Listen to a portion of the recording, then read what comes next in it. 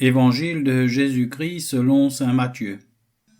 En ce temps-là, Jésus proposa aux foules une autre parabole. Le royaume des cieux est comparable à une graine de moutarde qu'un homme a prise et qu'il a semée dans son champ. C'est la plus petite de toutes les semences, mais quand elle a poussé, elle dépasse les autres plantes potagères et devient un arbre, si bien que les oiseaux du ciel viennent et font leur nid dans ses branches. Il leur dit une autre parabole. Le royaume des cieux est comparable au levain qu'une femme a pris et qu'elle a enfui dans 3 mesures de farine, jusqu'à ce que toute la pâte ait levé.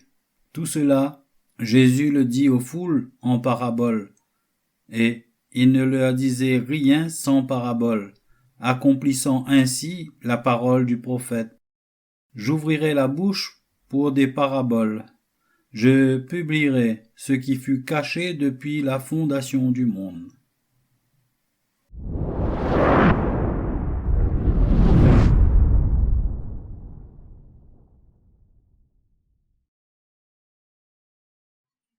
Le livre du ciel, tome 29, 10 mai 1931.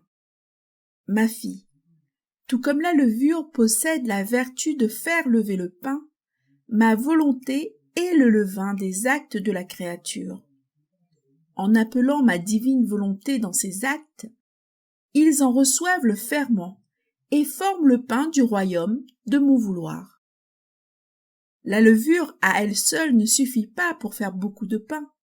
Il faut beaucoup de farine et quelqu'un qui mélange la levure avec la farine. Il faut de l'eau pour les unir et permettre de pétrir la farine avec la levure pour lui communiquer sa vertu. Puis, il faut le feu pour les changer en pain que l'on peut manger et digérer. Ne faut-il pas plus de temps et plus d'actes pour former le pain que pour le manger? Le sacrifice, c'est de le former. Le manger se fait immédiatement et on peut goûter le sacrifice. Par conséquent, ma fille, il ne suffit pas que mon divin fiat ait la vertu de fermenter tes actes et de les vider de volonté humaine pour les changer en pain de divine volonté. Il faut la continuation des actes et des sacrifices. Et pendant très longtemps, pour que mon vouloir fasse lever tous ces actes et former beaucoup de pain et le tenir en réserve pour les enfants de son royaume. Lorsque tout sera formé, il restera à disposer les événements, et cela est plus facile et peut se faire immédiatement, parce qu'il est en notre pouvoir de faire bouger les choses selon ce que nous voulons. N'est-ce pas ce que j'ai fait pour la rédemption? Mes 30 longues années de vie cachée étaient comme un levain où tous mes actes ont fait se lever le grand bien de la rédemption, la brève partie de ma vie publique et ma passion.